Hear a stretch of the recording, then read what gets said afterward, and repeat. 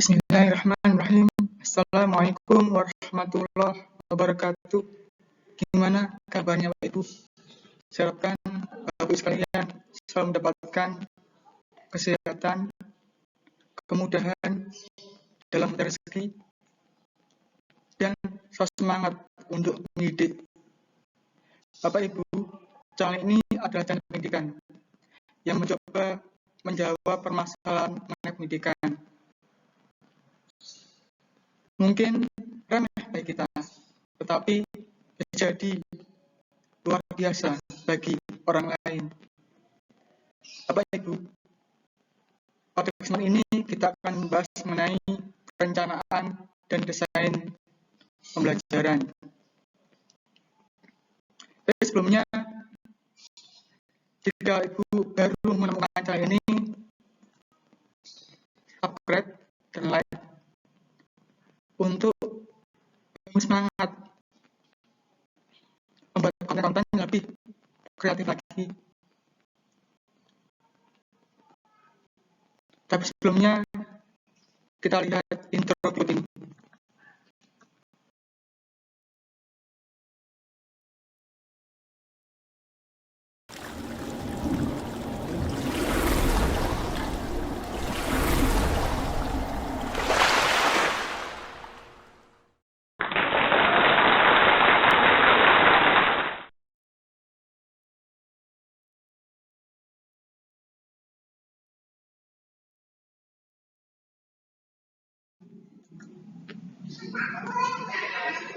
Indikator pencapaian kompetensi. Pertama, Permen Dikbud nomor 37 tahun 2018 tentang KI dan KD, SD, SMP, dan SMA. Ini tentang perubahan atas Permendikbud nomor 24 tahun 2016.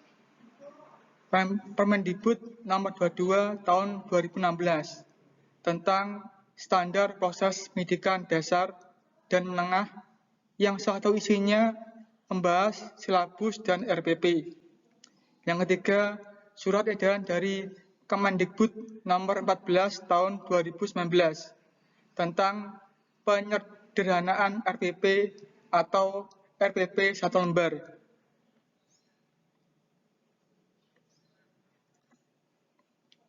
Ibu, kita perhatikan siapa yang menyusun silabus, ya? Apa guru atau Kemendikbud, ya? Jawabnya apa? Ya, jawabnya guru.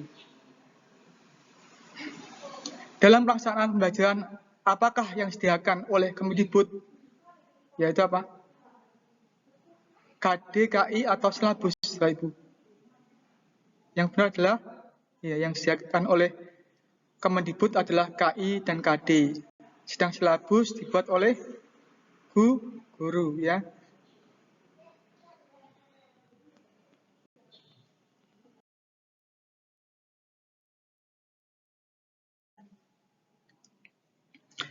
Permendikbud nomor 37 tahun 2018 memuat KI, KD, SD, SMP, dan SMA. Tujuan kurikulum ini mencakup 4 hal. Pertama, kompetensi sikap spiritual. Kedua, sikap sosial. Ketiga, pengetahuan. Dan keempat, keterampilan. Kompetensi ini dicapai melalui proses pembelajaran intrakurikuler atau ekstrakurikuler. Rumusan kompetensi sikap spiritual ini isinya adalah menghargai dan menghayati ajaran agama yang dianutnya. Sikap sosial isinya adalah menunjukkan perilaku jujur, disiplin, tanggung jawab, peduli,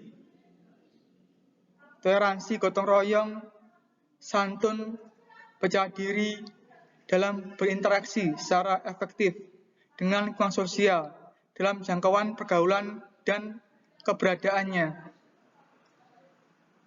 Kedua, kompetensi tersebut dicapai melalui pembelajaran tidak langsung, indirect teaching, yaitu keteladanan, pembiasaan, dan pola budaya yang memperhatikan karakteristik mata pelajaran serta kebutuhan dan kondisi siswa.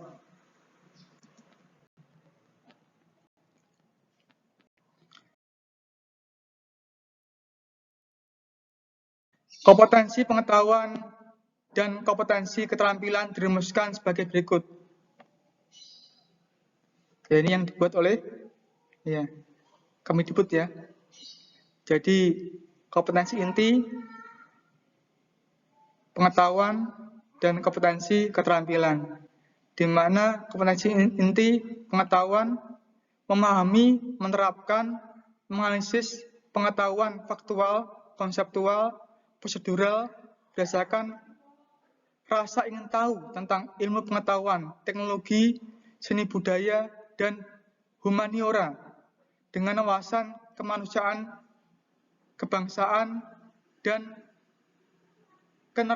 kenegaraan serta peradaban terkait penyebab fenomena dan kejadian serta menerapkan pengetahuan prosedural pada bidang kajian spesifik sesuai dengan bakat dan minat untuk memecahkan masalah. Kalau kompetensi inti keterampilan, mengolah, menalar, dan mengkaji dalam ranah konkret dan ranah abstrak terkait dengan pengembangan diri dari yang pelajarinya di sekolah secara mandiri maupun menggunakan metode sesuai dengan kaidah keilmuan. Ini KD ya, KD-nya yang dibuat oleh Kemendikbud ya, yaitu memahami karakteristik kewirausahaan, misalnya berorientasi pada masa depan dan berani mengambil risiko dalam menjalankan kegiatan usaha. Untuk keterampilannya, KD-nya mengidentifikasi karakteristik kewirausahaan berdasarkan keberhasilan dan kegagalan usaha.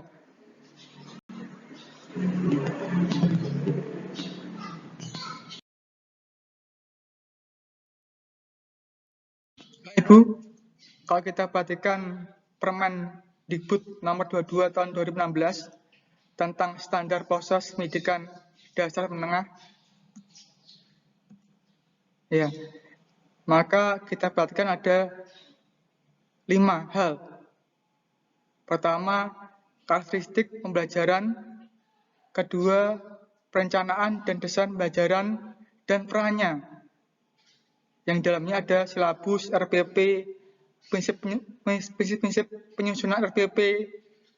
Yang ketiga, pelaksanaan pembelajaran, kegiatan pendahuluan, inti, dan menutup.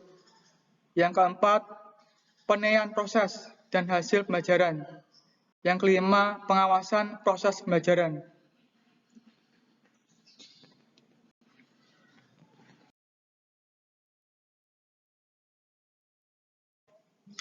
Silabus Permendikbud nomor 22 tahun 2016. Ibu, silabus merupakan acuan penyusunan kerangka pembelajaran untuk setiap bahan kajian mata pelajaran. Silabus ini digunakan sebagai acuan dalam pengembangan rencana pelaksanaan pembelajaran atau RPP. Nah, ini saya coba download contoh silabus di internet.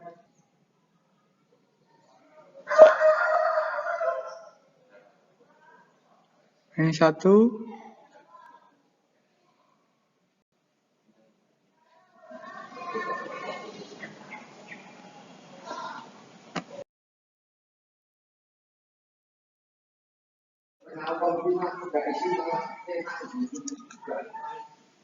Yang kedua.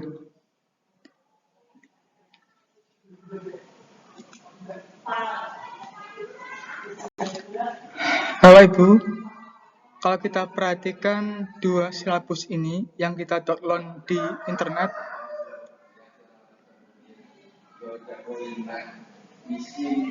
kita akan membuat perbandingan.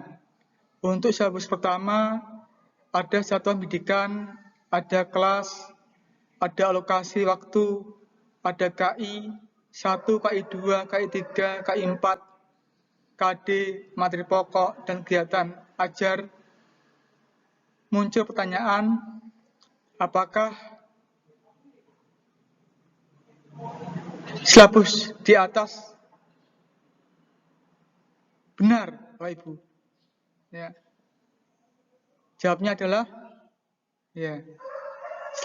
Silabus yang kedua itu tidak benar karena silabus ini tidak memuat komponen silabus.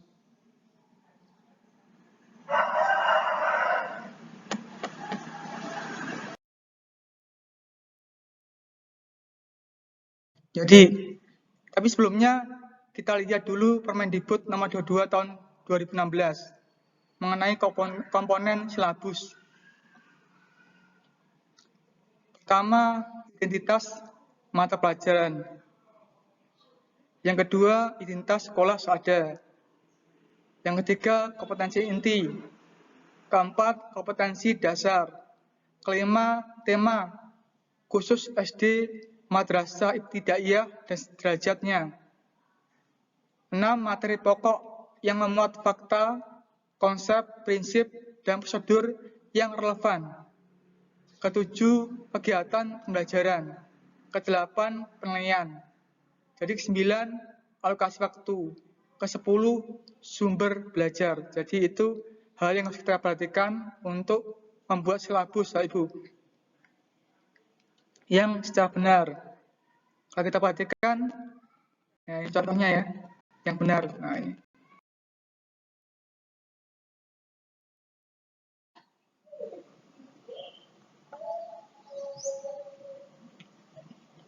Ya, ini Pak Ibu yang benar ya.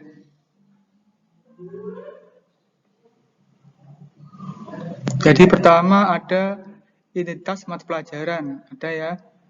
Sekolah ada, kompetensi inti ada, KD ada, tema khusus ya. Jadi untuk SD pasti ada temanya ya. Keenam, materi pokok yang memuat fakta, konsep, prinsip, dan prosedur yang relevan. Ya. Ketujuh, kegiatan pembelajaran. Kedelapan, penilaian. Ke-9, ada alokasi waktu.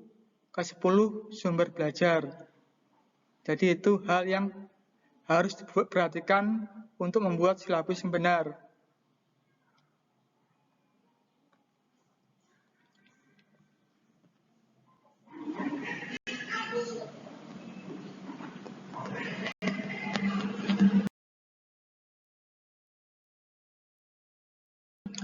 Permendikbud nomor 22 tahun 2016. REP adalah rencana kegiatan pembelajaran tatap muka untuk satu pertemuan atau lebih. REP ini dikembangkan dari silabus untuk mengarahkan kegiatan pembelajaran peserta didik dalam upaya mencapai kompetensi dasar. Jadi, setiap pendidik pada satuan pendidikan berkewajiban menyusun RPP secara lengkap dan sistematis agar pembelajaran berlangsung secara interaktif dan inspiratif, menyenangkan, menantang, efisien, memotivasi peserta didik untuk berpartisipasi aktif, serta memberikan ruang yang cukup bagi prakasa kreatif dan kemandirian sosial sesuai dengan bakat, minat, dan perkembangan fisik secara psikologis peserta didik. RPP ini disusun berdasarkan KD dan subtema yang ini dilaksanakan satu kali pertemuan atau lebih.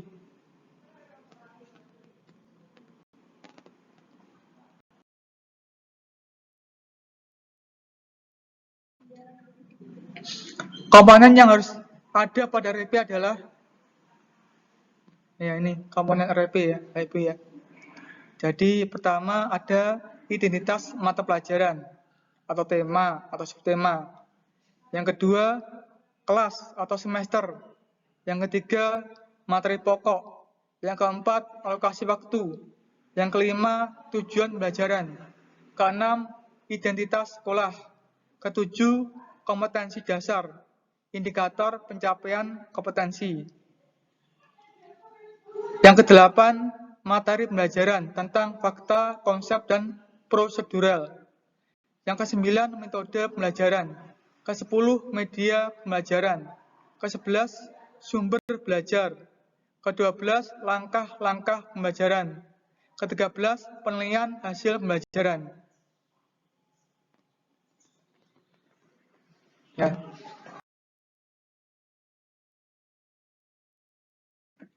Penyusunan prinsip RPP.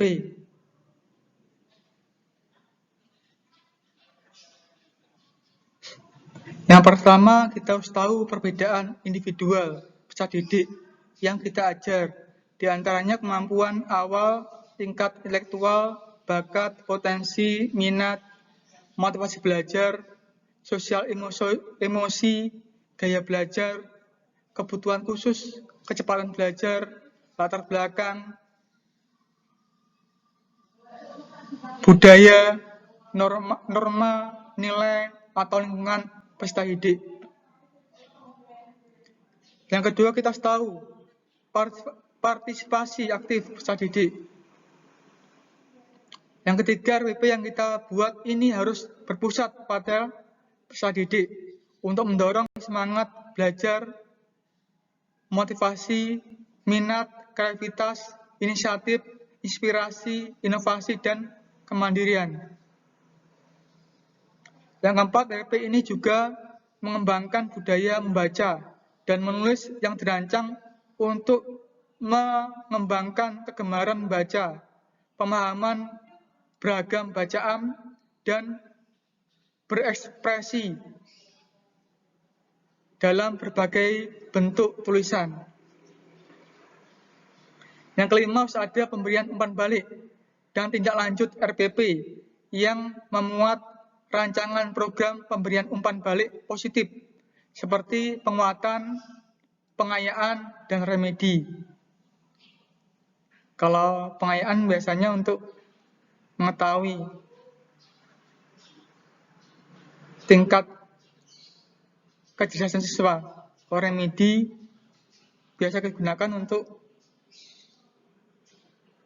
meningkatkan nilai peserta didik, ya, apabila nilainya jatuh. Yang keenam, harus ada pendekatan pada keterkaitan antara KD, materi pembelajaran, kegiatan pembelajaran, IPK, penilaian, dan sumber belajar dalam satu keutuhan pengalaman belajar. Yang ketujuh, harus mengakomodasi pembelajaran tematik terpadu, keterpaduan lintas mata pelajaran, lintas aspek belajar, dan keragaman budaya. Kedelapan, ada penerapan teknologi TIK secara terintegrasi, sistem, dan efektif sesuai dengan situasi dan kondisi.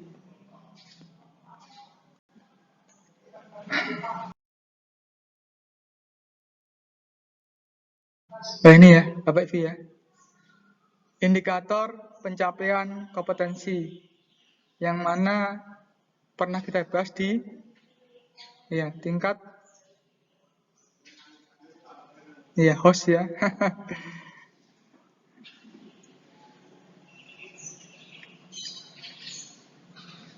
Indikator pencapaian kompetensi adalah perilaku yang dapat diukur, ini Bapak Ibu ya, atau diobservasi untuk menunjukkan tercapaian kompetensi dasar tertentu. IPK ini menjadi acuan penilaian mata pelajaran. Indikator pencapaian kompetensi disusun oleh guru dengan merujuk pada kompetensi dasar. Yang ketiga, rumusan indikator pencapaian kompetensi menggunakan KKU, kerja kerja operasional yang bisa diukur ya. Jadi seperti kemarin kita bahas mengenai host dan loss ya, Bapak Ibu ya. Berpikir tingkat tinggi ya. Keempat, indikator pencapaian kompetensi ini dikategorikan menjadi 3. Pertama, indikator pencapaian kompetensi kunci. Nah, ini di mana KKU-nya harus sama dengan KD-nya. Yang kedua, indikator pencapaian kompetensi pendukung. Nah, ini jadi kalau pendukung ini harus sama dengan KKU pada KD atau boleh di bawahnya.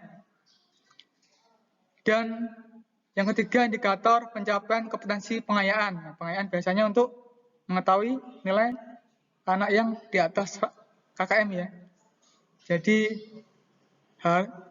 cara untuk menulisnya itu untuk pengayaan harus di atas dari KD-nya. Jadi kita ambil C4 atau C5 atau C6 ya. Jadi di atas KD-nya, KKU ya.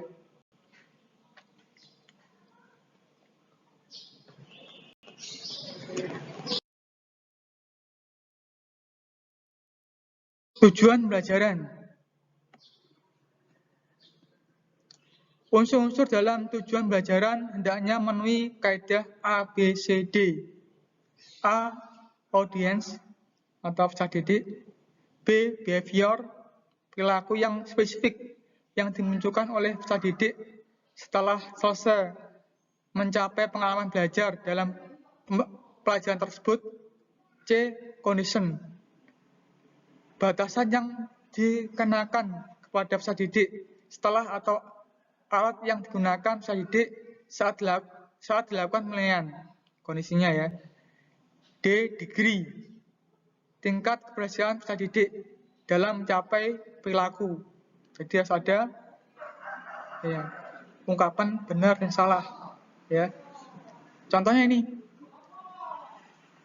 setelah melaksanakan proses pembelajaran dan menggali melalui diskusi, siswa dapat menjelaskan kondisi operasi sistem dan perangkat keras secara benar. Jadi kalau kita perhatikan, setelah melaksanakan proses pembelajaran dan menggali melalui diskusi, ini adalah apa? Ya, kondisinya ya. Jadi waktu pelaksanaan. Siswa, ya, siswa pasti audiens atau mungkin peserta didiknya dapat melaksanakan kondisi, dapat menjelaskan kondisi operasi sistem dan perangkat keras. Apa itu? Ya, perilakunya ya bisa menjelaskan. Dan yang terakhir secara benar adalah di degree ya. Jadi ada keputusannya benar salah ya. Bapak Ibu ya.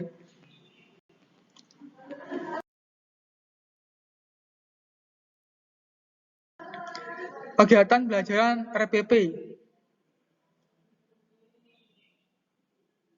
Jadi ada 3 kegiatan pembelajaran RPP. Pertama, kegiatan pendahuluan, kedua, kegiatan inti, ketiga, kegiatan penutup.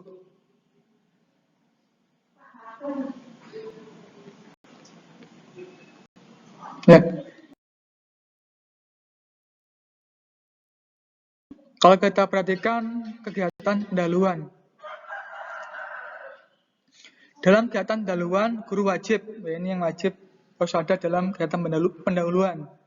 Pertama, guru harus menyiapkan peserta didik secara psikis dan fisik untuk mengikuti proses pembelajaran. Yang kedua, guru harus memberi motivasi belajar peserta didik secara kontekstual sesuai manfaat dan aplikasi materi ajar dalam kehidupan sehari-hari.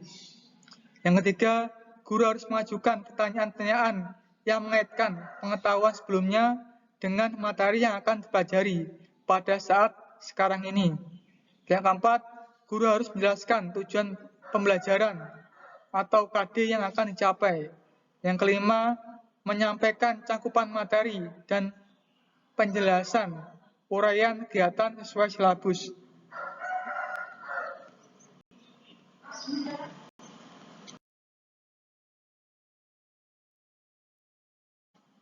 Nah, ini yang ada dalam kegiatan inti. Kegiatan inti menggunakan metode pembelajaran. Jadi, metode pembelajaran yang kita gunakan ini berada di kegiatan inti. Kegiatan inti menggunakan metode pembelajaran, media pembelajaran, dan sumber belajar yang sesuai dengan karakteristik peserta didik dan mata pelajaran.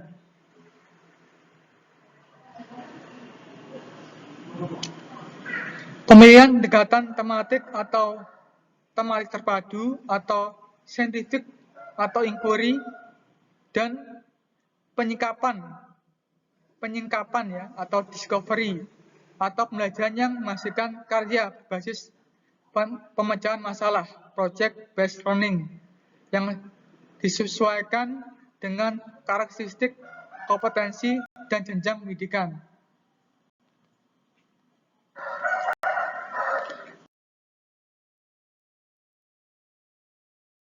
Kegiatan penutup, ini harus ada, Bapak Ibu ya.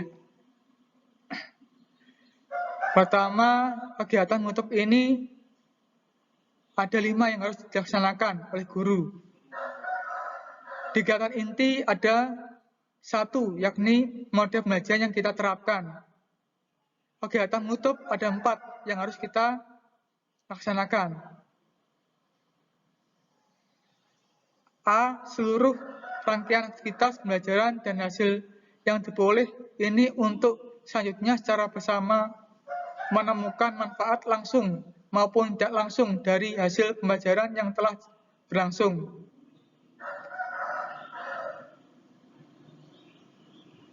B. Memberikan umpan balik terhadap pelajaran yang diberikan. C. Memberikan kegiatan tindak lanjut dalam bentuk pemberian tugas, baik tugas individu maupun kelompok. D. Memberitahu rencana kegiatan pembelajaran untuk pertemuan berikutnya.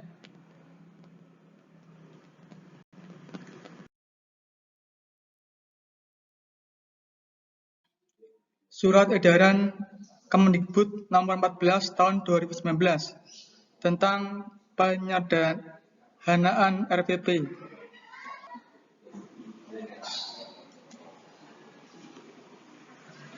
Penyusunan RPP dilakukan dengan prinsip efisien, efektif, dan berorientasi pada murid. Bahwa dari ke-13 komponen RPP yang sebelumnya saya jelaskan Bapak Ibu, yang diatur dalam Permendikbud nomor 22 tahun 2016, maka Bapak Ibu ini hanya menjadi kompetensi inti dalam RPP 1 lembar. Adalah tujuan pembelajaran, langkah-langkah pembelajaran, penilaian pembelajaran. Jadi yang masuk dalam penyediaan RPP hanya 3, tujuan pembelajaran, langkah-langkah pembelajaran, dan penilaian pembelajaran. Ini contoh dari hal-hal yang harus ada atau komponen pada silabus pada Permendikbud nomor 22 tahun 2016. Pertama, identitas mata pelajaran, tema, subtema, kelas, materi pokok, alokasi waktu, tujuan pembelajaran, identitas sekolah, kompetensi dasar, materi pembelajaran, metode pembelajaran, media pembelajaran, sumber belajar, langkah-langkah pembelajaran, penilaian hasil pembelajaran. Jadi ada 13, Bapak Ibu ya.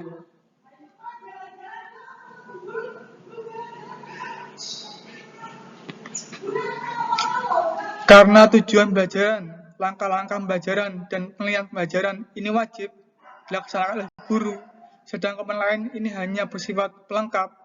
Jadi RPP 1 lembar hanya ada 3 yang wajib, yaitu tujuan pembelajaran, langkah-langkah pembelajaran, penilaian pembelajaran.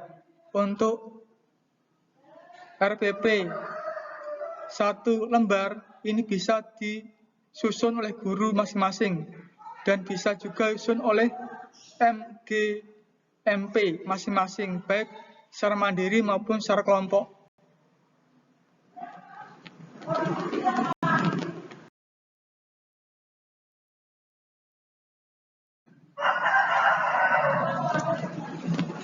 Ya ini ya Pak Ibu ya, contoh RPP 1 lembar.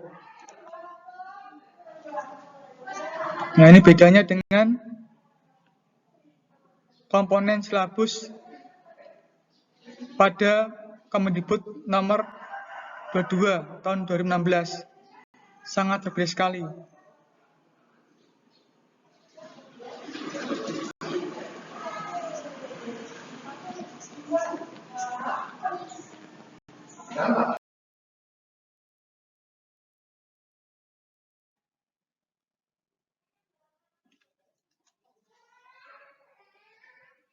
Ya, Bapak Ibu, kita akan menjawab pertanyaannya. Kompetensi dasar atau KD pada tema pembelajaran indahnya keberagaman yang memahami arti bersatu dalam keberagaman di rumah, sekolah, dan masyarakat. KD ini berarti tingkat kognitif guru ingin meningkatkan pencapaian kompetensi siswa dari C2 ke C6. Maka rumusan indikator yang guru harus menggunakan EPK pengayaan. Karena C2 akan ditingkatkan ke C6. A. Menulis arti pentingnya bersatu dalam keberagaman di rumah, di sekolah, dan masyarakat. B. Mendiskusikan bersatu dalam keberagaman di rumah, sekolah, dan masyarakat. C. Mempraktikkan salah satu tarian dalam menyajikan lagu daerah.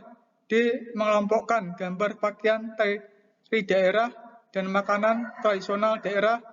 E. Menampilkan hasil kreasi tari dari salah satu suku daerah. Jadi kalau ingin meningkatkan dari C2 ke C6 maka harus kita ketahui ini KKO-nya ya. Memahami masuk C2. Kalau ke 6 maka kita lihat KKO-nya. Menuliskan masuk ke C1. Mendiskusikan masuk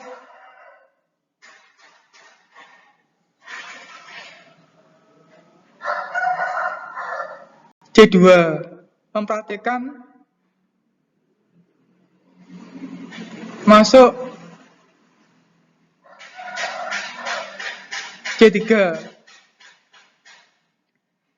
Mengelompokkan masuk C2.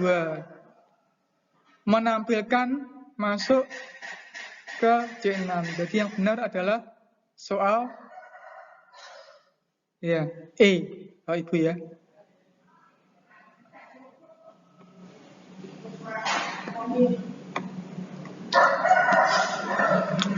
Soal kedua, di bawah ini merupakan komponen inti atau komponen yang harus ada pada RPP 1 lembar. Adalah A. Identitas sekolah. B. Kompetensi inti. C. KD. D. Indikator. E. Tujuan pembelajaran. Kalau Bapak Ibu semua memperhatikan tadi, maka yang benar adalah tujuan pembelajaran ya, Bapak Ibu ya. Jadi E. Mungkin itu aja yang bisa saya sampaikan. Kurang lebihnya saya minta maaf. Bila taufik, bila hidayah. Wassalamualaikum warahmatullahi wabarakatuh.